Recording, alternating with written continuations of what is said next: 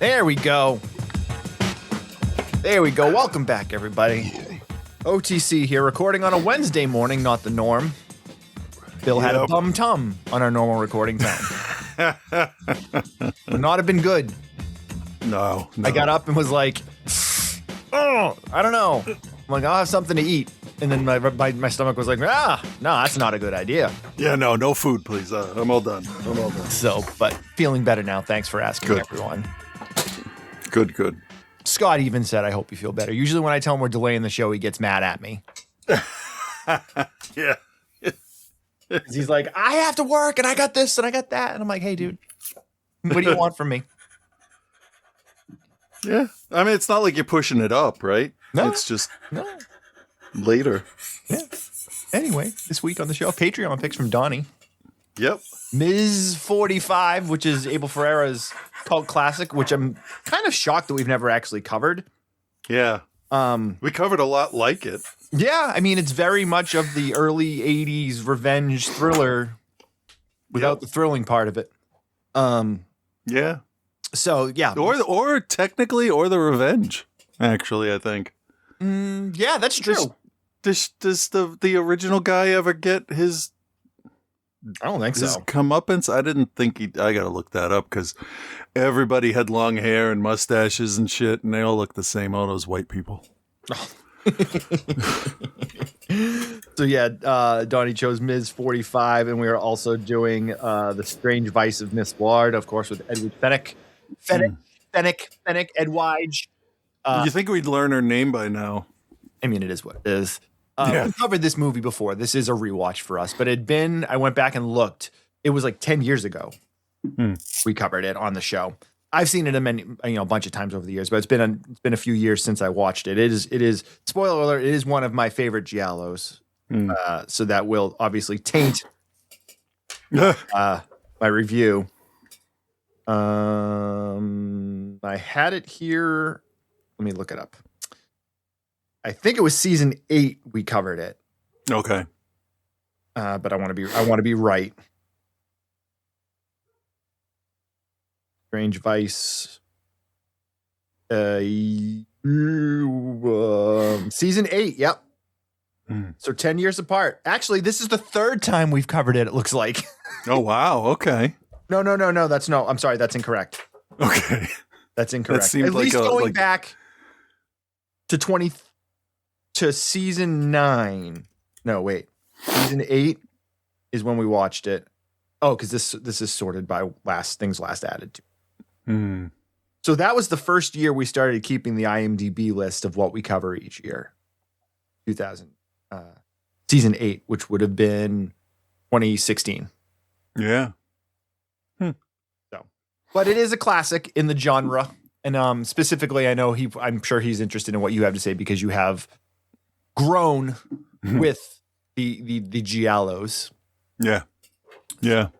Patreon is the best way to help support the show. Patreon.com/outside the cinema. That is basically how we keep the show going. It pays for the hosting fees. It pays for the equipment. It pays for the software. It pays for all the stuff that we need to keep the show going and have it not cost us. And it's imperative because the world sucks and is on fire. And if it's not currently on fire, it will be probably by the time you hear this. But that's the only way we can do the show. Yep. So we appreciate your support. Appreciate Donnie's been a longtime supporter of the show, obviously. Always one of the first ones to step up. And we appreciate that. So this week is his show. Spectopia Arts, anything new? I know you posted some stuff on Instagram the other day. And if you guys are, first of all, hey, listen, get engaged, people. Follow Spectopia Arts on Instagram. Well, I know you're busy. Yeah. But do it. We've established how the whole thing works. We're comfortable with the online sales and we have a schedule in place and all that.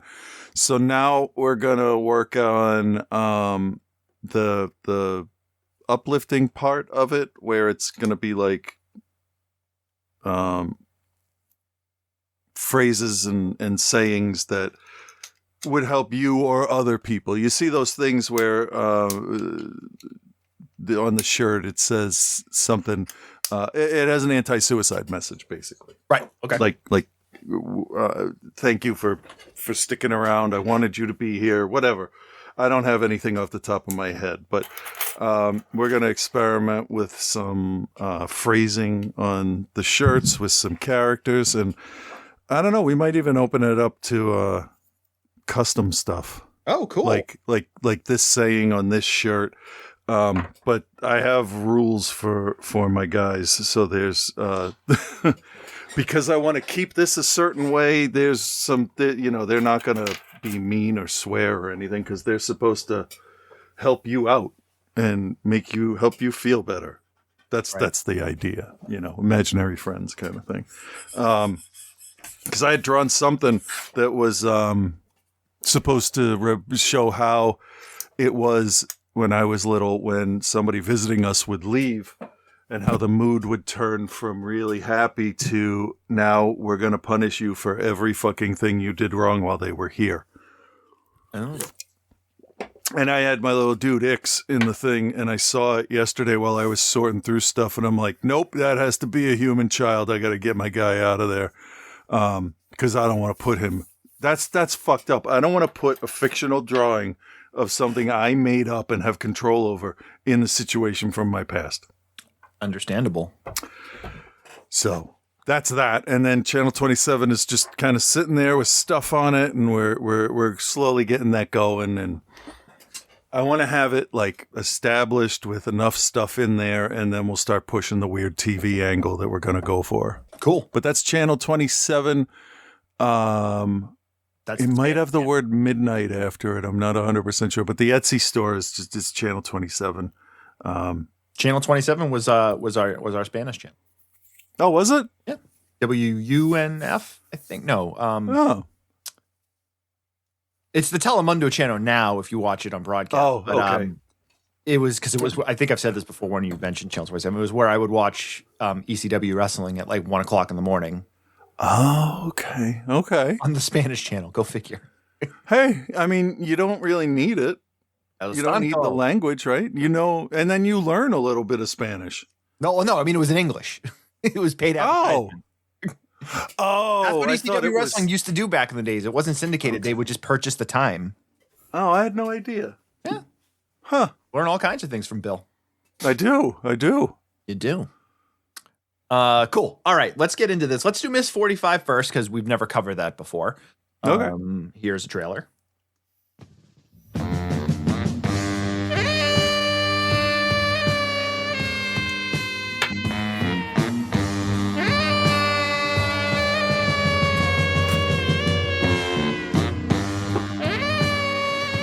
What's the matter with you? Can't talk?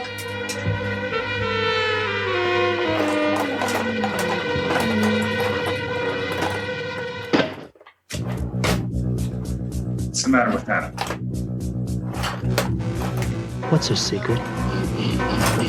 You insist that you're feeling better, but your work these past few days has not been up to par. What is she hiding? Where is she going? Much too beautiful to be a model. What's wrong?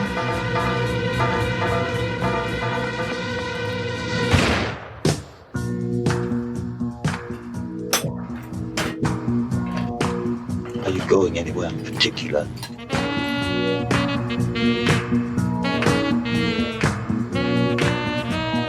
You know we all love you here. You know we all want you to do well. So promise me you'll get back on the track. Show more interest in your work. More spirit. Be like the other girls.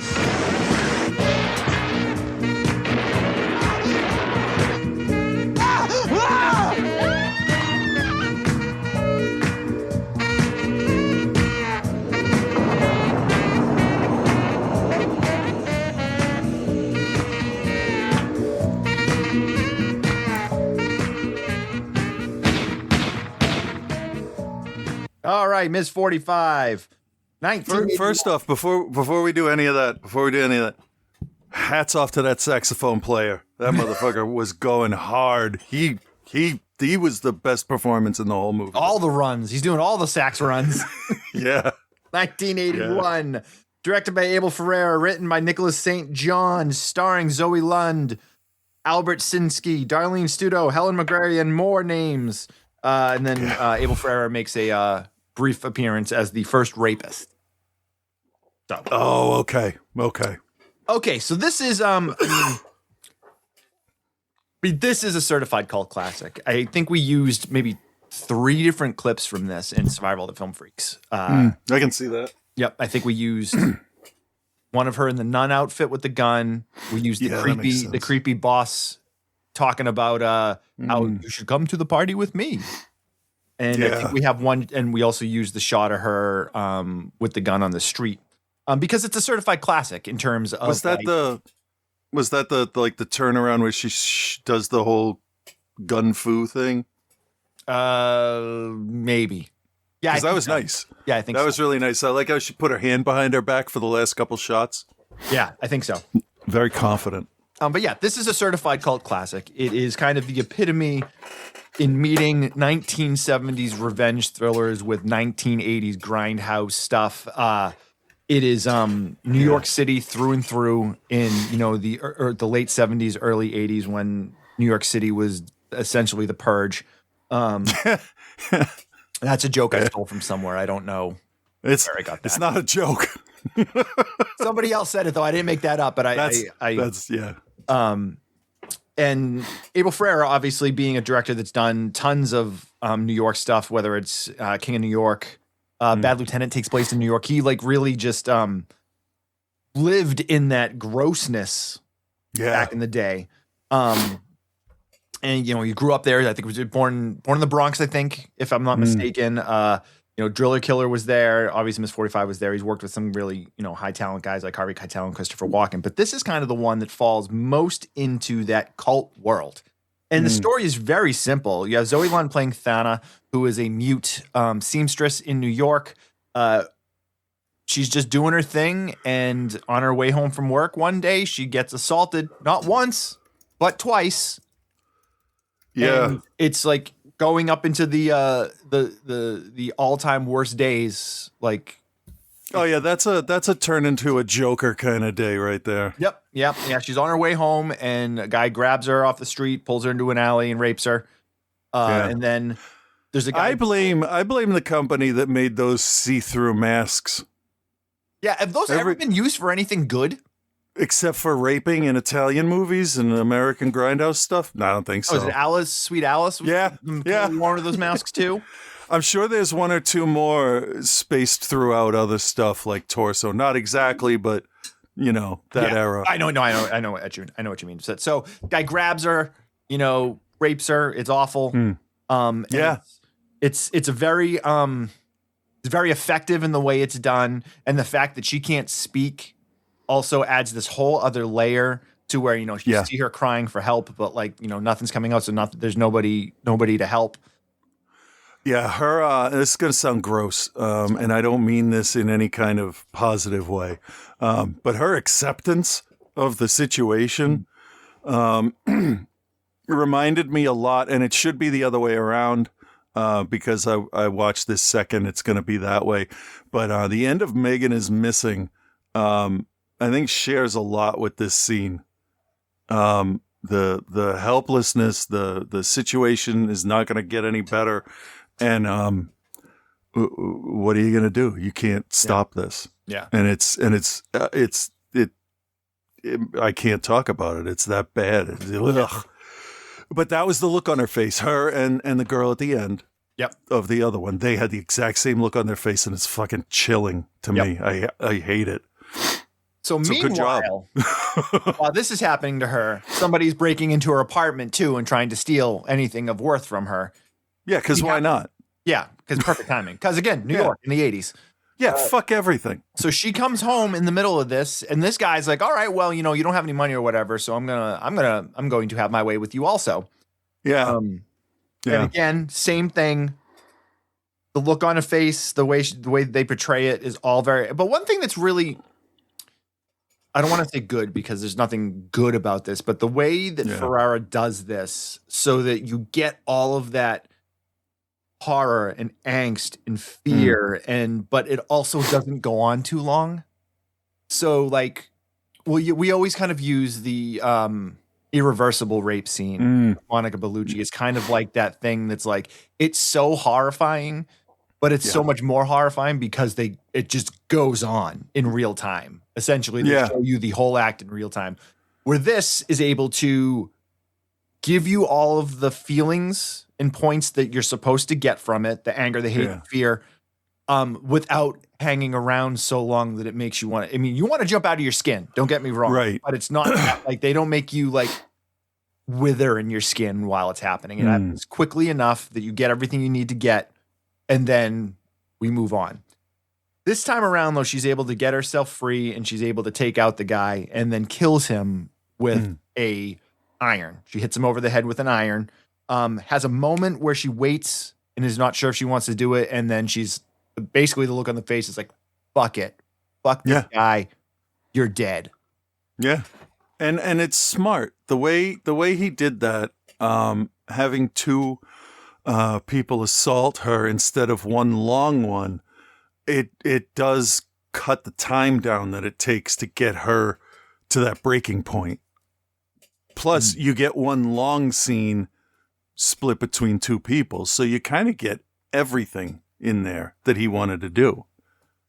Because normally it takes like a whole reel or two sometimes for the person to get to the point where they're going to start taking revenge. And this was like 20 minutes, one reel tops. So, pretty smart. I'm looking here at some information. Yes. It says your love of the saxophone sounds was actually a trumpet.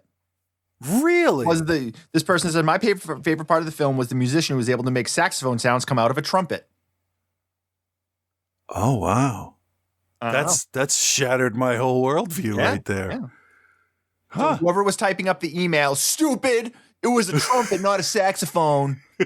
Calm down, we got to it.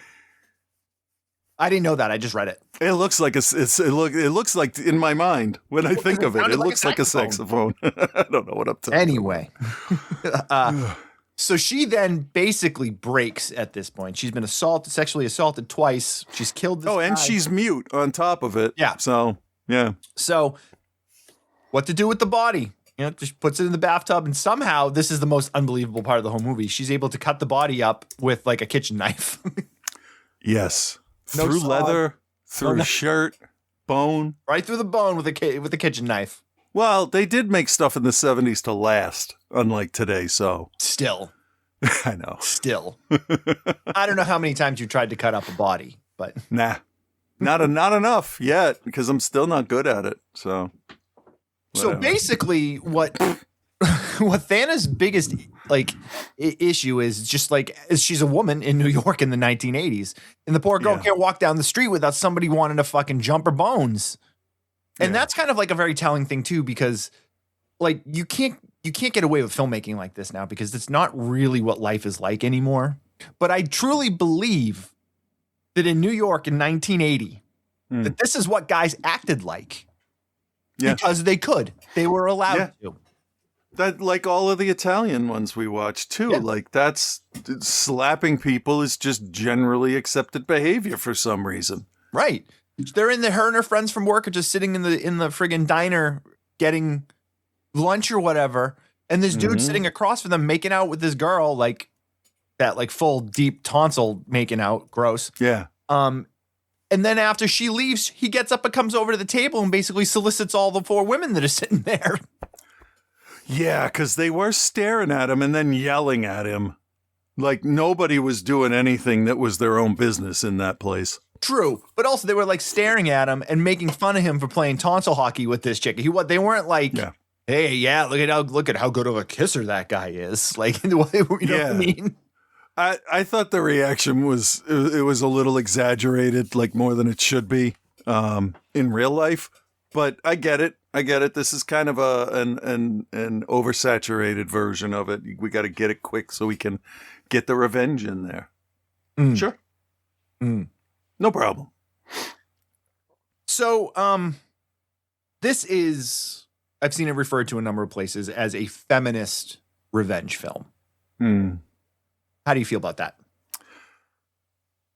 As a white cis male, can I be as open about the plot as I need to be? I feel like since this is such a classic and it's a Patreon pick, Donnie wants a complete review. So for some reason, and first of all, this is spoilers or not, this is not really necessarily a movie that can be spoiled for you. There's no big twist. There's no like anything like that. It's a rape revenge film. Yeah. Like, so I mean, we won't spoil the story ending, but yes, yeah. I do have one issue, and I know I've said in the past, rape in movies, I got to fail it, but I did make that caveat that if I know going in, that's the central plot of the movie that gets it going, like a revenge film. Yep. Fine. Like the film Revenge. Yeah. Like if somebody said, hey, do Irreversible, I can't be like, I'm not going to watch it. That's an F. I know what it is going in. It's like the other one with the funny kung fu dudes. You don't have to rape his girlfriend to show dominance. That was absolutely unnecessary. And completely pointless to the plot of the film. But here, this is regarding the treatment of women, and I gotta treat it. I'll treat it the same way as I spit on your grave because I know what's happening going in. And so, it's the crux of the story. The story happens because of it. Right, and I was on her side until she killed the dog. Then she lost me. Yeah, that's she didn't kill the dog. So what? Dog comes back at the end of the movie. Does it? Yeah. Where was it?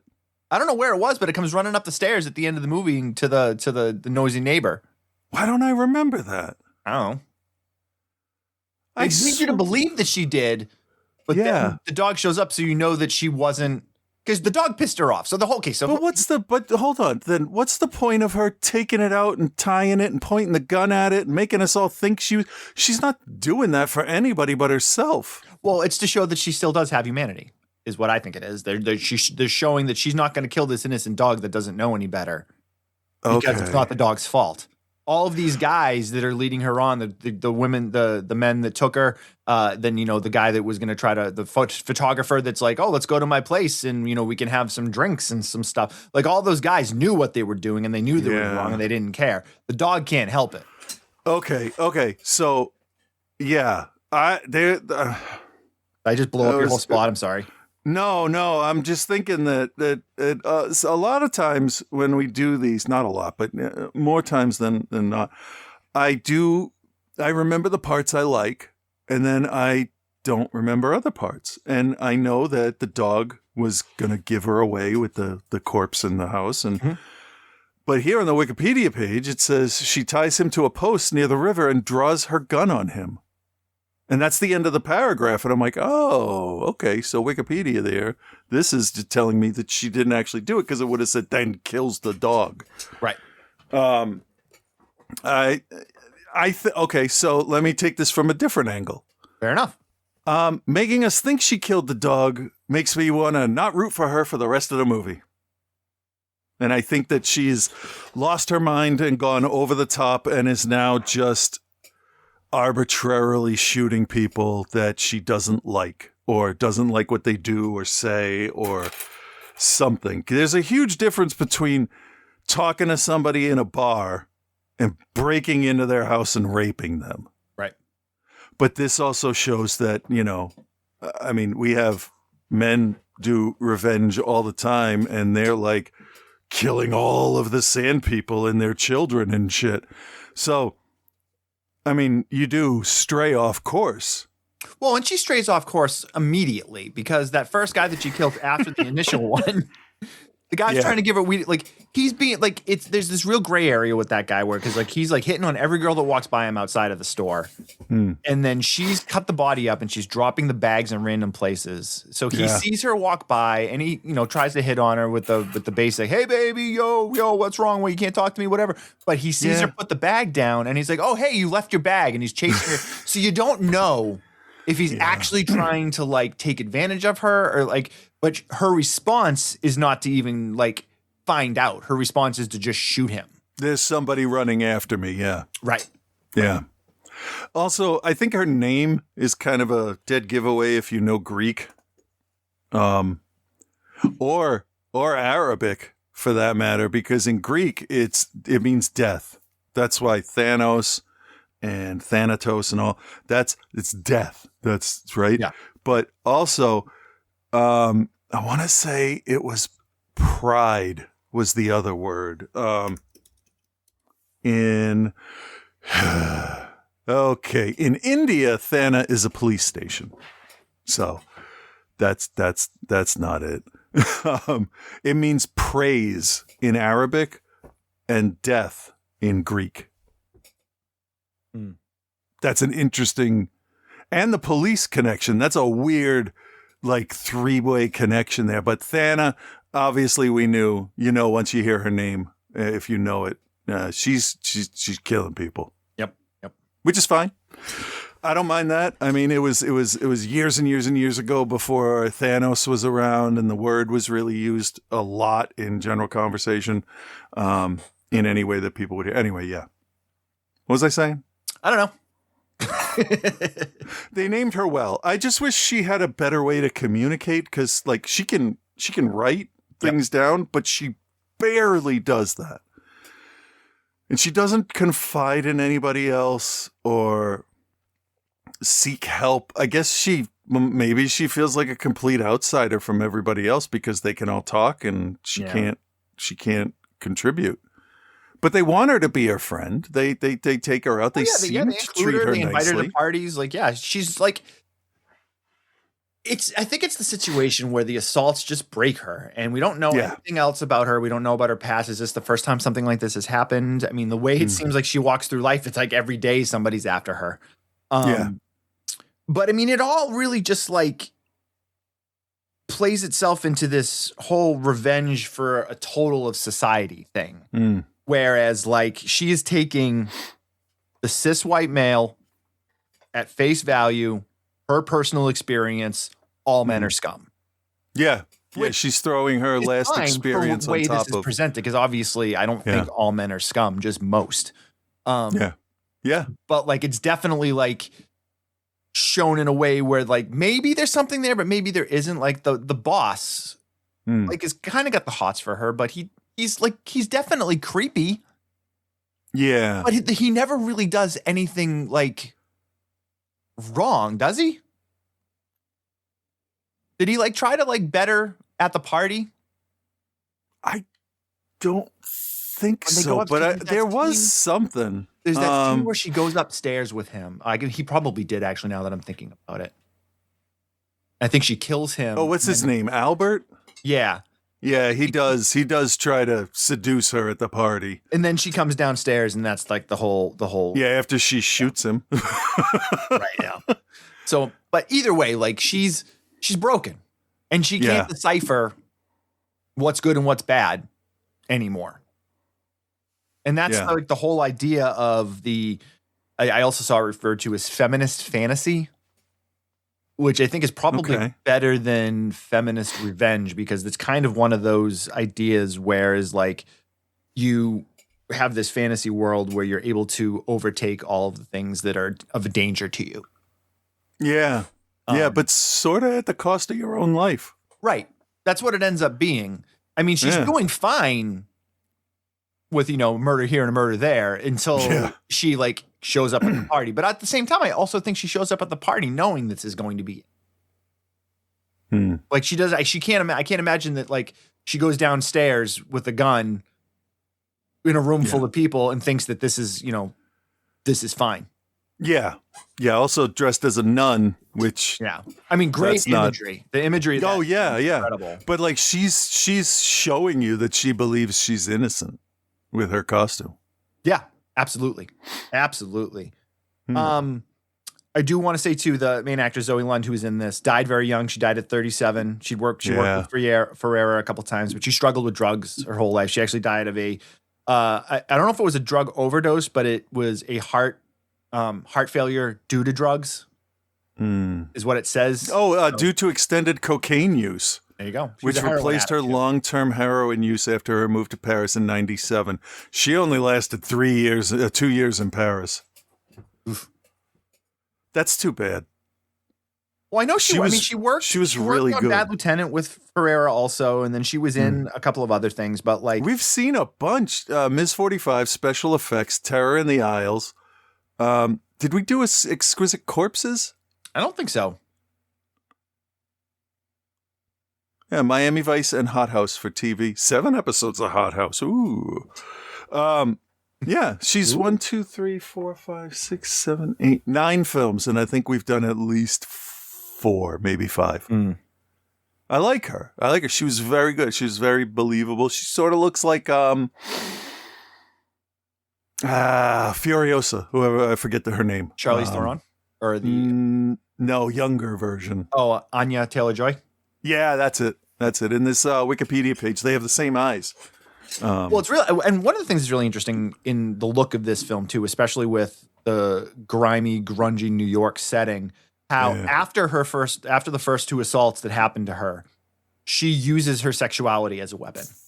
Yeah, she goes out, full makeup, leather pants, like hair all done up, basically almost like Black Widowing, looking for prey. Whereas before that, she's very plain Jane. Like she's obviously pretty because she's gorgeous, but like she's not like, she doesn't have the overdone makeup. She's just wearing like jeans and a blouse and she's every female coworker that you work with that just shows up to work like you do. Yeah, just presentable. That's it. Nothing too far one side or the other, which then also puts her a little bit separated from all the other women. Right. And the other interesting thing I want to bring up before we grade is the neighbor character. What's her name? Miss Busybody. Miss Busybody. Yeah, Miss Nasson. Was that what it was? I'm on Zoe's page here. One sec. Either way, so the nosy neighbor, who's also like the building superintendent or whatever, like Mrs. Nasson. Was it Nasson? I think so. Yeah. Okay. Ida Sherman. I mean, she plays the role perfectly. Oh yeah, super in everyone's business, like a sitcom superintendent, but too much. But the antagonistic one. Yeah, there's a point where after she does the first murder, she cuts up the body and she's taking a bag out with stuff, and she's like she's just like waiting at the door, and she's coming out of the door, and the dog's barking, and the dog runs into the apartment, and she's like, "Oh, you're carrying a bag. What's in the bag? I can carry the bag for you." And it's like, nobody would say that. Yeah. Well, nosy people. Oh, I can get it for you. Why are you being so weird?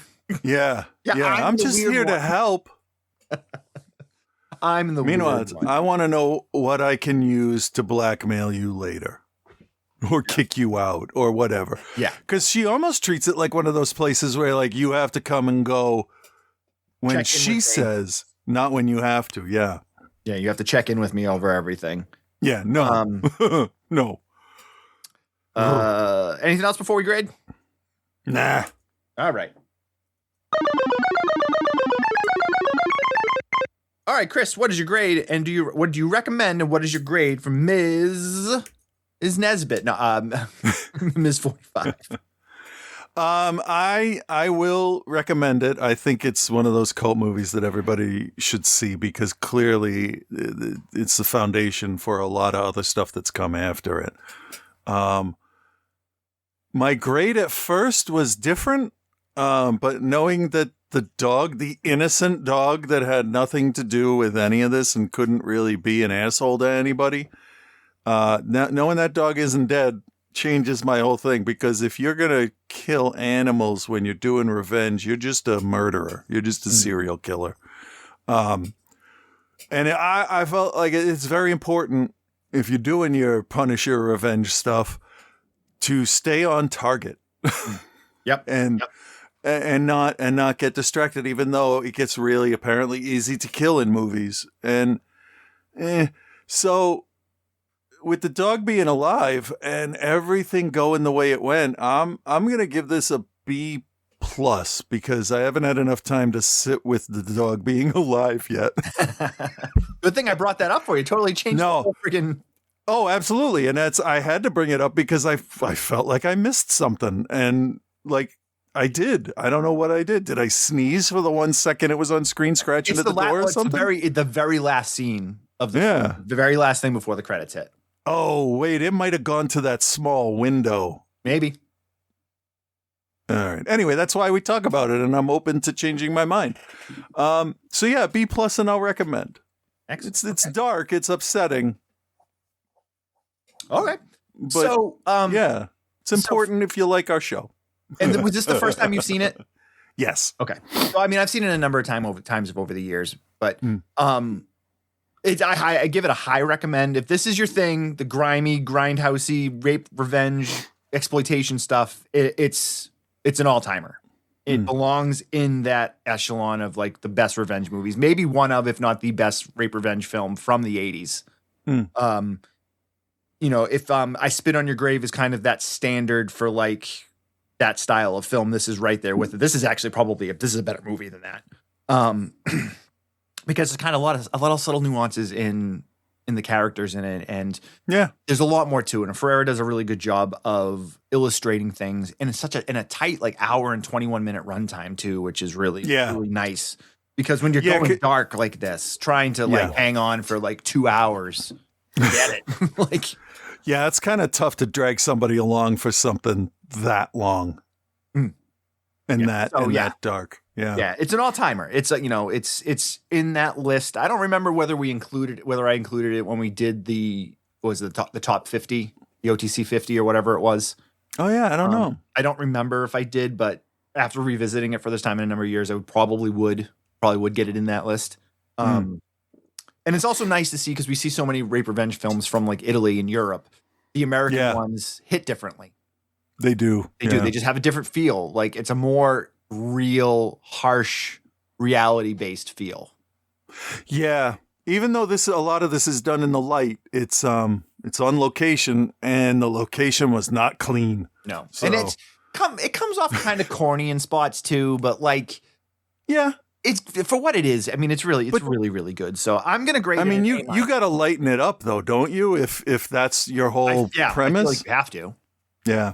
Like that scene in I Spit on Your Grave where she cuts the guy's dick off. Yeah. Like as serious and nasty and grimy as that is, like it allows you to laugh at it. Yeah, because when she slices it off and he goes, "Oh, it's so good it almost hurts," and then the blood spurts up, and you're like, "Oh shit!" Yeah, that was a good one. Nasty, but like at the same time, you're like, you know what? Yeah, you fucking deserve that, you piece of shit. Yep. So yeah, A-, highest of recommends if you're a cult fan, specifically in that exploitation grindhouse. Cool. Yeah. Let's move on to Lo Stranzia Visio della Siandra Ward, or The Strange Vice of Miss Ward. Here's a trailer.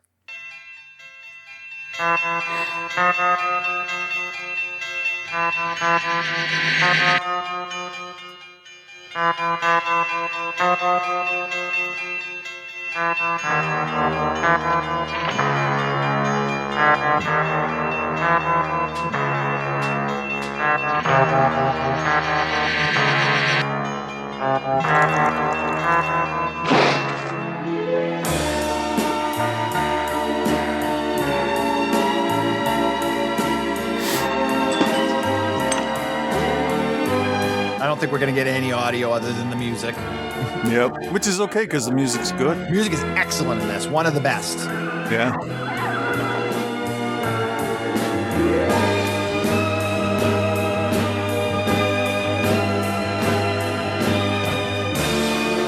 All right. That was a trailer for the Shameless re-release from a number of years ago. All right. Sergio Martino at his finest with Edwidge Fenech as the titular Julie Ward. You got George Hilton. You got Ivan Razumov, Alberto Mendoza, Bruno Coralli. You got like all these different people that show up that you will recognize if you watch Italian cinema from this time period. Written by Eduardo Manzanios and Ernesto Gastaldi, who pretty much worked on every giallo that was released. And Vittorio Canara also was a collaborator on it. Okay, so we've covered this a number of times. People probably know this is one of my favorite giallos. It's actually it's top 5, definitely. If What Have You Done to Solange is number 1, this is in maybe the next couple. I think I do like this better than the one that's kind of always paired with, which is Your Vice is a Locked Room and Only I Have the Key. Yeah. They're both very good. The Sergio Martino giallos are just they're top notch. Let me go through here. I mean, it's Martino stuff in general because we used to do a month where we would just remember we did Sergio Martino. Oh yeah, yeah. Island of the Fishman, 2019 After the Fall in New York, A Man Called Blade. Let's go through. Let me bring his whole filmography up here. Let's just look at the stuff he directed though. Okay. After the Condor, which we covered. Okay. The Opponent, which we covered. Hands of Steel. And there's still a ton that we didn't do after the phone. Cream Horn. Great Alligator. Island of the Fishman. I've never Slave heard of the Cannibal God. Man I've Called heard of Blade. that. Yeah. Sex with a Smile. The Suspicious Death of a Minor. Yeah. These are just ones we've covered, by the way. Yeah. Of course, Torso. Right. He says a locked room and only I have the key. They're coming to get you. The Case of the Scorpion's Tail. Strange Vice and Miss Ford. We've done. Those are all films we've done, and there's still ones here that we didn't do. He's a master. This one offers, as we said during the trailer, some of the best music you'll get in a giallo, and in terms of twists and holding a story together, one of probably the best written and well put together story wise. And I feel we've covered this before, so I think if you haven't seen this and you don't want anything spoiled, we won't like outright spoil things for you. We're not going to tell you who the killer is, but like we're not going to also like tiptoe around things. So if you haven't seen it, you can watch it on Tubi. It's on Prime. It's on Fossum. It's on a bunch of places. Although I do think the one I watched on Tubi was cut. Oh, I remember I remember the scene of like Ivan Razumov slapping her around being a lot more violent than it was in the version that I watched. But maybe I'm also just desensitized now too, so that could be something else. Yeah, that scene could go by a lot quicker now. Yeah, that's true. But so your main character, who's Fennec, who plays Julie Ward, and she is married to what was he? An emissary for the U.S. or something like that. Yeah. Worked at the State Department. I don't know, something. She married this guy. It's my favorite movie. Fuck what the husband does. Whatever. Well, but it's Doesn't like they matter. make a big deal out of it, but then also like don't even really like visit it, which is You're just supposed to know he's important. I think. So she's married to him, and she married him basically to get away from her ex-boyfriend played by Ivan Razumov. And if you've ever seen Ivan Razumov in any film, you know that he's going to be sketchy at best. Like whether it was because he was in Sacrifice. I mean, we've covered a ton of his movies too. Sacrifice was it one of the Holocaust movies? Man from Deep River, like bunch of stuff. But like he's got the icy blue eyes and the blonde hair, so you know there's always something creepy going on with him. He looks like a 70s American anime villain. 70s American. Okay, yeah, that's cool. I think down with that. I think a lot of personalities have been taken out of this for other stuff that I can't be specific, but it's just like, wow, that reminds me of these group of characters over here or that, and it's just fun to see that stuff. I don't know. Anyway, yeah. So things to love about this film, and there's a lot. Obviously, Fennec, as we've gone through before, she's the patron saint of the show. She's beautiful in everything she's in, and she's just like her acting and everything about her is just so alluring. She makes the perfect heroine in anything. Like it's really unparalleled. Her, Barbara Bach, and the other blonde woman who's in a bunch of them. I can't think of her name. Either way, okay, that's fine. Moving on. She gets very naked in this multiple times, almost immediately, as do other beautiful women. But what this film does in its mystery is it builds these levels and layers that keep you guessing at a level that like most other films can't even dream of touching. Because if you're like me and you watch these movies and you're trying to figure out who the killer is and you're trying to figure out what's going on, you're like, well, it can't be this person because they were doing this at this time, and it can't be this person. because this was happening at this time and this person was here when this happened. And it really, this film does an incredible job of making you question everything. And every time you think, oh, I know who it is. Yeah. They do something to be like, oh, well, it can't be that person. Right. And what's amazing is they tie it all together at the end. And again, I'm not going to give it away. They tie it all together at the end. And it ends up being someone that's been in the movie the whole time. It's not like a lot of these giallos that you watch where all of a sudden the killer comes in the 10th hour and they're like, oh, by the way, it's so-and-so's twin sister. No, they don't do that in this because that's the cheap out of like, oh, shit, we've painted ourselves into the corner with the writing. None of these people can be the killer. Who it is? Oh, you know what? They got an evil cousin everyone thought was dead. Yep. Nobody will guess that. Nobody. No shit. So they do such an incredible job of hiding the killer and making you question who it is. And then when they give you the reveal, it's a very satisfying reveal too, because you're like, oh shit, I wouldn't even have thought of that because it's kind of outside of the box for these murder mysteries. Also, they then bring in this other level where her sexual perversions become intertwined into the killing and all of these things, because we know that she was with Ivan Razumov and she was able to indulge her things with him, but she's also being courted by George Hilton's character, who again, I could list off 20 movies for George Hilton we've covered over the years. Yeah. He's now courting her because he's the rich guy that came in from another country. But then there's the husband too, and there's all these different things where like she loses herself when she's with Jean, which is Ivan Razumov's character, but she feels like she can escape with George, but she's safe with Ward. Yeah. So it's all these levels that are all playing at the same time. And again, I know I've said this a bunch of, unlike a lot of other giallos, Martino's able to balance everything so that you know what's going on, you know who's who. He didn't have 3 or 4 characters that all looked exactly the same, because that also tends to be an issue in a lot of Italian movies where it's like shaggy hair, brown eyes, in a suit, 2-day stubble, white guy, 5'8". Yeah. Yeah. And then it's like the friend of the wife, the husband's brother. It's all 3 of them. And you're like, they're all named Tony, whatever.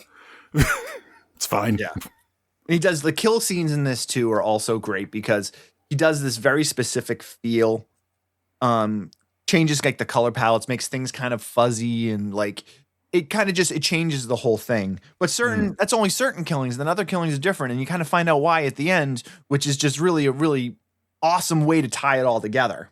What do you want to say? I've done a lot of talking about this. I'm sorry.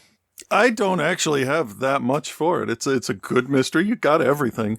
I'm good at my job. Everybody's nice to look at. You know, it's set in a good place. Sorry. I don't know why I'm yawning. Anyway,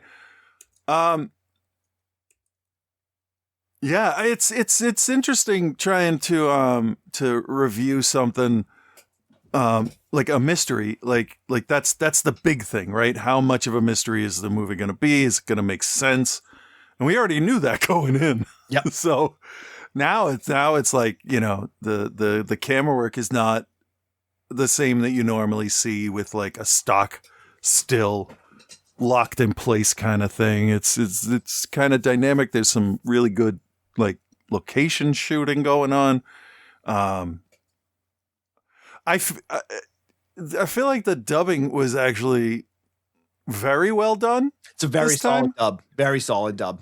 Yeah. Then one of the nice things is when they do these, sometimes the American actors will speak their language in their lines in their own language. So then you only have to dub certain people, which costs less, I believe. But then that works out because then you have that actor's actual voice, and I think it makes it easier to just accept dubbing at that point. Yeah. When some of it's good, as long as it's not off, like by a half a second or something. That's really or like sitting on top of the audio mix so much that like it sounds like a Yeah, you have to at least go in and match the room noise and stuff so you don't have those obvious pops that go through. Like when everybody's talking like this, then all of a sudden the static in the background changes. And then it's a guy doing this line, and then it goes back to normal. It's like, oh, okay, mother trucker. Yeah. But that didn't have this. No, not. And even though I prefer Fennec with short hair, because that's where I saw her first. I don't know why that happens. She's good in this. She's helpless to a point, but not so much so that you're like, just roll over and die. Because, we get a lot of those people in horror movies. Not that this is a horror movie, but it's like, lives down the street. Yeah, I mean, giallos, a lot of people call them Italian slashers, but it's not, I mean. That makes sense. Yeah. No, it does. It does, but they're almost always rooted in like they're murder mysteries. They're bloody, violent murder mysteries. Yeah. Yeah, and this is up there. It's not my favorite, but it's not on my least favorite list. Right. I would say great scenes in this though. You got to admit, like that scene. Oh yeah, no, I'm not arguing anything on this. It would make my top 10. Where they're in the rain, and like he's chasing her, and he throws her down on the ground, and like you're like, oh, are they fighting? And then you realize, oh no, they're gonna do it. Yeah. And like there's this crazy shot where they play it backwards, so the rain is going up. Because it's a memory for her, and there's like it's just like it's incredible. It's incredible. All right, let's grade. Chris, do you recommend, and what is your grade for The Strange Vice of Mrs. Vard? Yeah, I'll recommend this. I think it's a good example of. I don't mean this in a bad way. Like mid-level, it's not boring, it's not gory. It's a good mix in the middle of suspense, mystery, violence, and all of that. So there is a bunch of nudity. A lot of nudity in this one. But there's not a lot of blood, is there? No, not a ton of blood. But the murders are pretty vicious. Yeah. But we're not talking torso or no. Any of that. It's without the nudity, we could probably push a PG-13, maybe. Yeah, probably. Yeah. But there's a lot of nudity, so know that going in. A lot of nudity in this one. Beautiful women in this one showing it all, and it is. Yeah. But it also doesn't feel cheap. Like in general, with the way the story's being told, it doesn't feel like it's nudity for the sake of nudity. No, because they do kind of frame it in the throes of passion kind of thing. So we all know how that can get. Of course, people take their clothes off to have sex. It's what happens, people. Oh, is that what? Wake That's up, the jackass. problem I've been having. It's the real world. You got all your clothes? You got to take all of them off? Well, I mean, I'm not going to kink shame you or anything, but like. Well, no, because I must be. No. Can't do that anymore. I didn't know where to go with that at that point. That's all right. I took it further than I needed to. It's fine. It's fine. Great. Oh, yeah. So, yeah, recommend. And that's what I was doing, wasn't it? Yep. Recommend, and I'll go. I'm going to give this also a B+. I think they're about even. Cool. Yeah. All right. Highest of recommends from me. If you even have a passing interest in giallo films, that this is one of the. Maybe you shouldn't watch it first. Maybe you should watch it after you've watched a bunch of shitty ones, and then watch this and be like, "Oh, this is fucking unbelievable." Yeah, because you don't want to watch it the other way around and be like, these movies are awful. Right. It's kind of like giallos, as we've learned, it's kind of the law of diminishing returns. You watch 10 and you get one that's good. Yeah.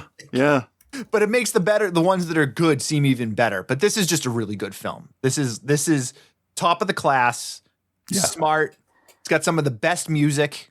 It's got great direction. It's got an interesting look and feel to it. It's got the best heroine out there. The actress, not the drug. Good point. And although I won't give it a straight A, I will give it the highest A- that I can give. And it's probably my number 2 or number 3 favorite giallo, with What Have You Done to Solange being the number 1. Yeah. And I'm really glad we rewatched it because it had been probably 8 or 9 years since I watched. Well, 10 years since I watched it because I haven't watched it since last time we covered it. Nice. So those are Donnie's picks. Great picks, Donnie. Took it easy on me this week, especially. Speaking of taking it easy, Joe wasn't here last week. That's right. He's back this week. He should be rested and ready to go. Well, hello, Bill. Hello, Chris. And hello, OTC Nation. It's your boy Joe here, and this week Bill took me to holy shit, there's a bunch of pre-fame people you know in this one. That didn't really make any sense. Regardless, he made me I watch gotcha. Urban Legend Final Cut. 1 week and 1 day after I watch and reviewed Urban Legend, its director, Jamie Blanks, died. Oh. I don't mean to make light of that, but my review wasn't that bad. No. Jeez. I mean, for the most part, I enjoyed it. R.I.P., Jamie. You made a dent in the industry, and that's not nothing. You made a pretty decent movie.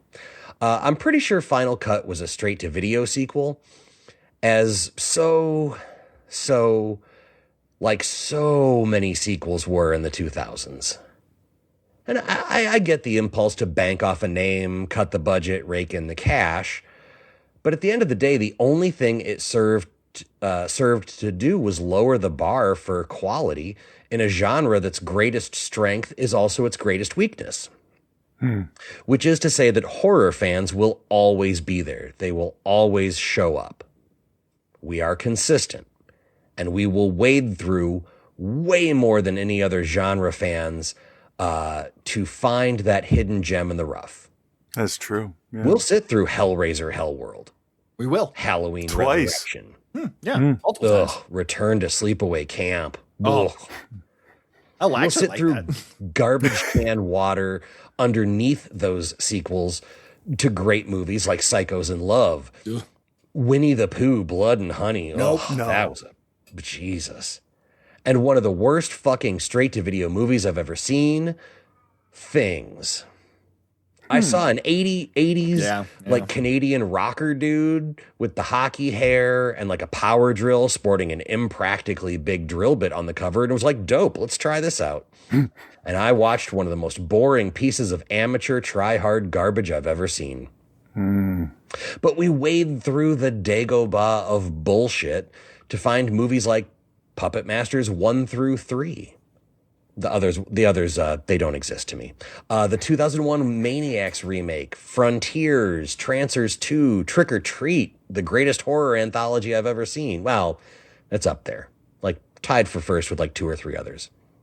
I could add a Tied with half Creepshow? dozen movies, half of which would be Full Moon on here, but I try to be unbiased. I, at the very least, knew that 2 Urban Legend sequels existed. And that's like medium strength saying something, because my horror nerd gotta see 'em all attitude just kind of comes and goes in spurts. Let's find out if Final Cut goes over in the, hey, they stumbled into a good movie straight to video store shelves, or the fine, I'll keep a copy on the shelves, but boy, if you rent that, I am going to give you a look. And holy pre-fame Rolodex of names, 5 minutes in, and there is more. Quark. Sorry. Quark didn't like it either. Actually, he liked it as much as I did. 5 minutes in, and there's more people you know here than you don't. Jennifer Morrison is very obviously our final girl. Anthony Anderson looks like a pudgy little baby Anthony. Oh, who's a cute little pudgy little baby Anthony. Eva Mendes is in here looking to get her SAG card. And whoa, Joey Lawrence is playing the LOL, I'm a college student heartthrob. Now, I'd have guessed Joey was like in his early to mid 30s here, but apparently Joey Lawrence is only like most of a year older than me. He was 25. He was 25 when they made this. Like, that's age appropriate to play a college student. Fuck me, right? Yeah. I don't know. Sometimes First we're time wrong. for everything, right? Yeah. But also, now I feel ancient. I feel like I drank out of the wrong Grail cup. Oh, and one more. Hart Bachner is here. I hope his death in this movie involves him just ripping a line of coke and being so annoying that someone shoots him in the head. Okay. Just for the reference. Like he's arguing with somebody that Die Hard is a Christmas movie, because this takes place in a film school. He's arguing that Die Hard is a Christmas movie, hoovers a line of booger sugar, and kaplow. There's your per diem, Bach. Also, underrated ditzy blonde character actress Jessica Caulfield is here, which really isn't that big of a deal. This was the level of movie that she was probably meant to be in. I just find her cute and charming. Okay. You would probably remember her most from the Legally Blonde movies. Okay. Boy, I goddamn hate when a movie gives me nothing to work with in terms of my review. Like, I fully realize that's a me problem, but like, if a movie's terrible, I could just spend the movie roasting it, or if it's great, it's harder, but I try to praise it. But this thing is middle of the road. Ugh. Jennifer Morrison is film school student Amy. And I don't know if this is an accurate depiction of what film school is actually like, or was like in 2000 when this was made, but I'm pretty sure they don't have whole ass like college campuses like this one. Like huge campus, like Western Michigan University sized campus. If you're not in Michigan, you don't know. That's like a upper mid-level college here. Okay. I'm pretty sure they are as hyper competitive as presented here, but I'm also pretty sure they're not so competitive that every person you run into threatens you like they're a red herring in a mid-budget slasher from the early aughts. Perfect. The amount of times that poor Amy gets pulled aside by some handsome guy in his mid-20s, angling to be the best little Gus Van Sant Jr. at this school, and vaguely threatened, like, fills like a third of the second act. Like, I get that we're like pre-Me Too here, but like this budding little Catherine Bigelow would have 4 or 5 lawsuits on her hands, if she wasn't trying to, survive a serial killer. A serial killer who, by the way, is being forced to use B-tier urban legends because like they used up all the big boys in the first. True. There's the sassy black lady campus security guard, Loretta Devine, is back to kind of tie it in with the first movie. And honestly, like, she's the best part of this film and one of the stronger parts of the first film. She should have been the second lead here, but, she wasn't young and white enough. The fact that she clued Amy into her being there in the first film, like, and then it happens again, and Amy doesn't immediately stick by her. Right. I'm applying real world logic here. That's my bad. How dare you, Joseph? Go ahead and solve this thing yourself, girl. You got this. I'm sure of it. And then the reveal happens. Hart Bachner, who was in the movie for maybe 15 minutes before they reveal him as the killer, 15 minutes total before they reveal him as the killer, did the whole thing to steal one of these characters' student film and sell it to Hollywood, and thinks he's going to get a 3-picture deal. And fuck me if this doesn't make Scream 2's really stupid villain motivation look inspired by comparison. I'll give them this, though. The post-climax, like, cool down before the credits that also kind of sets up for a sequel, like if this thing was bigger than we hoped for, it was fun. They did a fun little thing at the end. Here's the thing, the good.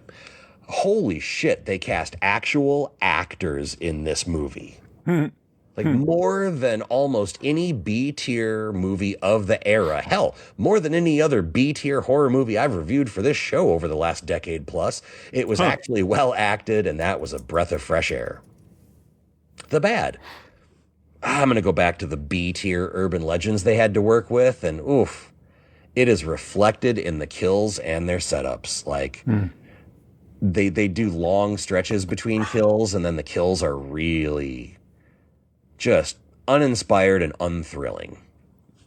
Again, middle of the road makes it really hard to either roast or gush about a movie in a funny way. But I'll give it to them. As a sequel to a movie that didn't exactly change the game or set the world on fire, this was better than most. I will correct myself, and I Googled during the film, that this apparently got a theatrical release and made a profit. It was made for like something in the low teens of millions, and it made like 30-some million in profit, so like doubled its budget. That's more shocking than anything that happened in the whole fucking movie. Final Cut gets a final B-, maybe a B if I'm in just the right mood. I'll be back next week with the actually straight-to-video urban legend, Bloody Mary. Can they keep me interested using only one urban legend? We'll find out next week. Until then, be good, everyone. I definitely saw it in the theater now that I'm thinking about it. All right, let's see. We got Scott back again. All right. Because it's what he does. Yep. I haven't downloaded the segment, so hold on. All right, here we go. It's time for a new movie review on a new holy shit. If that makes any difference to you. Oh, it would to me. Well, to you and me, we would both be like, this is great.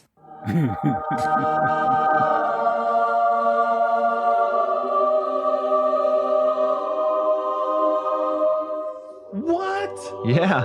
Holy shit. Yeah. With Reverend Scott. Tuck your balls in, pull up your socks, let's go.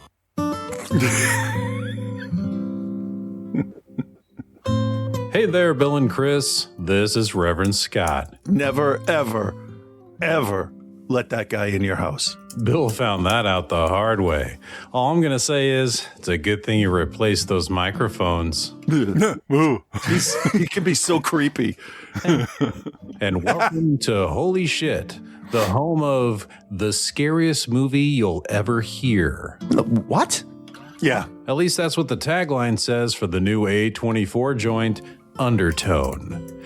From first-time director Ian Tuason, something like that, and starring 8-year veteran of The Handmaid's Tale, Nina Kiri as Evie, who's one of the only actors on screen the entire film. The only other person we ever really see is her sick and comatose bedridden mother, only referred to as Mama. I'm good with moms. We hear a caretaker or some sort of medical professional that shows up one time, but we never actually see her. And we spend most of the runtime recording a podcast with Justin, voiced by Adam DeMarco. You may know him from White Lotus on Netflix, but I sure don't. Such a If you didn't know, we spend 100% of this movie inside Mama's house, which I'm sure the combination of only seeing two people on screen and staying in one setting helped keep the budget to the estimated $500,000, which means the over $9 million that it's made so far is pretty decent. Okay, I can see that. You get a good layout of the house as you see Evie move to various rooms downstairs, and then upstairs to the bathroom and one of the two main areas of the film, Mama's bedroom. And the other main area is the dining room downstairs that Evie has turned into a makeshift podcast studio with a microphone on an arm on the dining room table and her laptop. You rarely see Evie in any other rooms, really. Women. No, yeah, exactly. They should only be in the kitchen. Be that as it may, gentlemen, we need to move on to the meat and potatoes of this movie. Most of the time that isn't spent bedside talking to Mama and looking around at all her religious paintings and pictures and statues scattered everywhere, we spend with Evie recording the supernatural horror Undertone podcast with Justin, who seemingly has no last name. As Evie puts her headphones on each time, the ambient sounds of the house just disappear to near silence, and the only sounds we hear are that of Justin and the podcast audio. Holy shit, they did that. Calm down, Chris. Oh, Anyway, this week Justin has received a very peculiar email for them to investigate. It has some odd text that makes very little sense, and there's also 10 audio files included. Holy shit. Seriously, Chris, I haven't even gotten to the spooky shit yet, because we soon find out that these audio files are the recordings made by a guy named Mike and his wife or girlfriend or something named Jessa. You see, Mike claims that Jessa has been talking in her sleep, but Jessa denies it. So Mike has to prove her ass wrong, and these are his recordings to prove it. Mike is quickly vindicated the first night as we hear Jessa singing a nursery rhyme in her sleep on audio file number 1. And for some reason, Justin decides to reverse the song in the audio and finds a hidden message. By file number 2, there's a second nursery rhyme to be heard, and they play that one backwards to reveal an even creepier message. Justin thinks this is some demonic shit. He's fallen for it already, hook, line, and sinker. Evie, on the other hand, is always the voice of logic and reason. She's ever skeptical, almost as if they're playing opposite roles on the podcast. Which brings me to something that kind of bothered me. They want to wait and listen to the files while they're recording the podcast live to get their raw reactions. But at the same time, Evie always breaks from them having regular banter to say, all right, let's get into character. That's when they put on their podcasting voices and get into their personas. I can't imagine going onto a podcast and being some sort of character that isn't exactly the same as yourself in real life. This guy's a fucking idiot.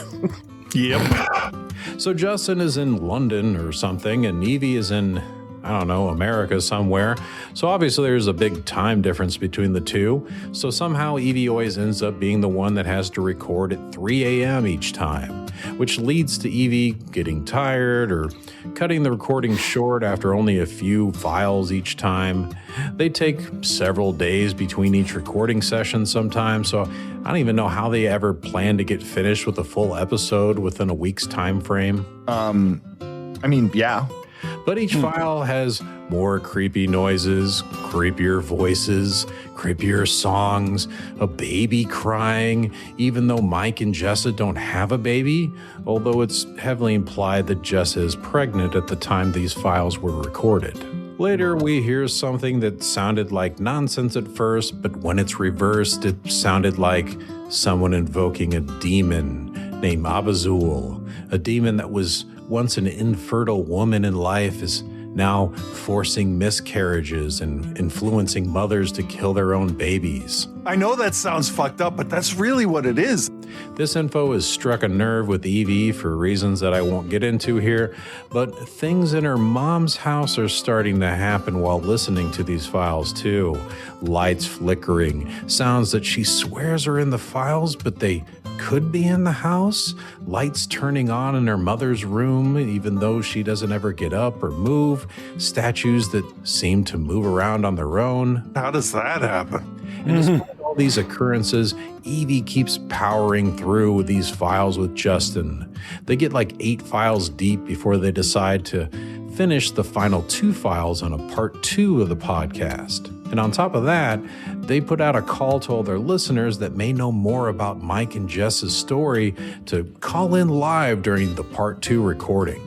Of course, this leads to some crazy people calling in with all kinds of, oh, I know this Mike and Jessa, they're my neighbors or whatever. And every time the phone rings, it's borderline a jump scare.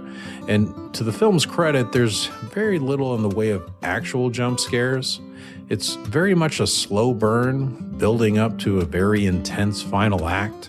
Things will happen from time to time, and sometimes you'll get a classic jump scare setup, like opening the mirror cabinet and then closing it, expecting her to see something appear behind her, but then there's just nothing there. The absence of the trope almost builds tension the exact same way that using it would have. After this happens a few times, it felt like the director was just saying, I know your rules.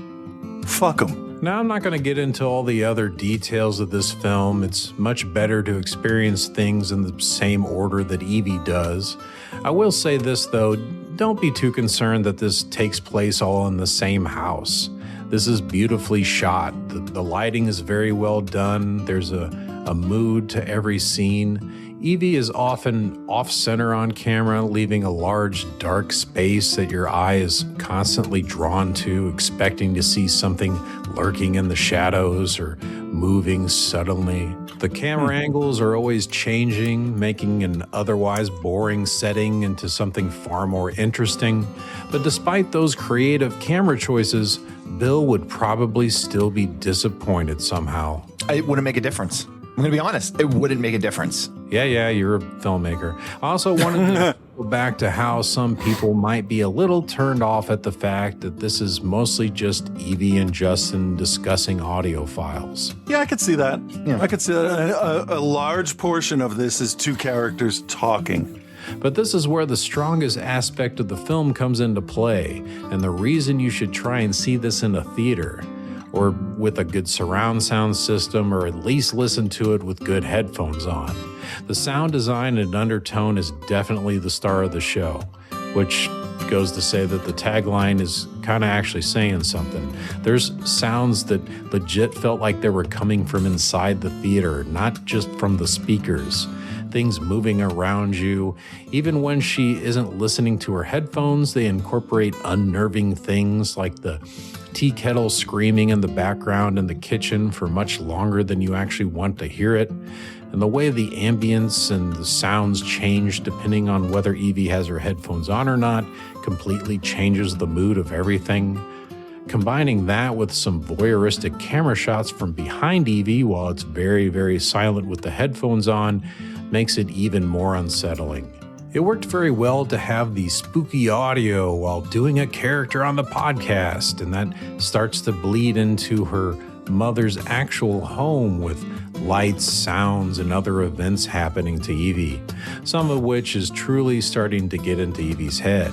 It's a weird juxtaposition of sitcom logic and real world emotional damage. I guess my only other gripe is kind of with the story. There is a cohesive narrative for the most part. You can tell where the director wants it to lead you, how you can start to connect the podcast events with things going on in Evie's real life and relationship with her own mother.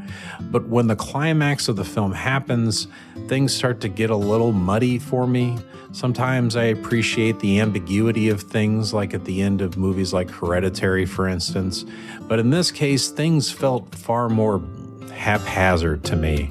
When the screen turns black at the end, but the sound effects continue, kind of leaving you to figure out in your mind's eye what's happening up until the credits finally start to roll.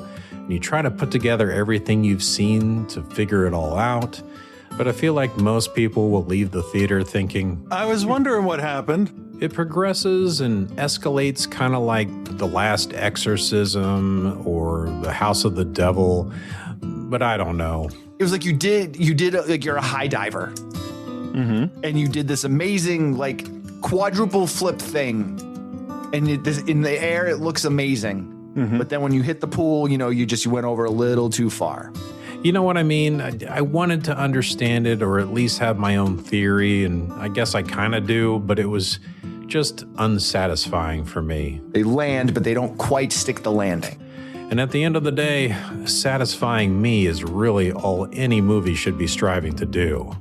Which maybe they could have done had this been edited a little bit tighter, keep the pace a bit more quick. It might have been even more impactful. 45-minute runtime. And this is fucking excellent. Spread out to an hour and 20 minutes, which is still not very long. There's a number of times where it got boring. For me. Yes. Granted, Undertone was a full hour and 34 minutes, but the same still applies. But the positives, I do feel outweigh the negatives for me overall. So if you like slow burn horror with good atmosphere and some very intense sound design, I do recommend you see Undertone, and I give it a B-. Okay, I'm just ending it there. No grades for your reviews. How this weekend. Fucking dare he? Okay, fine. For Crazy House, it sounded like someone watched the 2 seasons of the AMC show Kevin Can Fuck Himself and decided to turn it into a movie. That show bounces back and forth from full-on sitcom lighting to dark reality lighting over and over. But despite that somewhat lack of creativity, it seems different enough to be worth a watch. Not to mention, I do love me some Nick Frost. So I give Crazy House a B+. And the review? Well, that gets a B+ as well. And Low looked pretty cool. Gotta love me some Nazi demons. I can appreciate doing a lot with very little, which would be a very hurtful time for someone to say that's what she said and would leave me wounded to the core. Really bad. Really, like type of like you might be dead. I give Low a straight B. And the review also gets a B+. Alrighty, that's it for me this week. So until the next surround sound demon podcast hospice care thriller gets to the theater, peace and love, guys.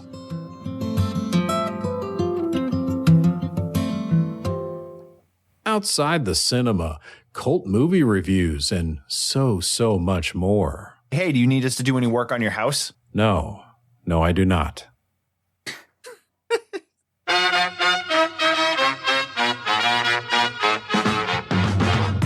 All right, guys, thanks for hanging out with us again this week. We got Patreon picks coming for next week. I don't have them in my head. I have to look them up. But yeah, if you're a Patreon member, send us some picks. I know there's a bunch of you guys that have, but there's a bunch of you guys. Actually, there's more of you guys that haven't. So please send them over. We'll get to them. Yeah. Follow Chris and I at Cthulhu, at OTC Bill on Instagram. Make sure you follow Spectopia Arts. Hit their website. Buy stuff. Thank you. All of that. Shilling. Yeah. And yeah, that's it. We'll be back next week with more reviews. Bye-bye. Sounds good. Bye.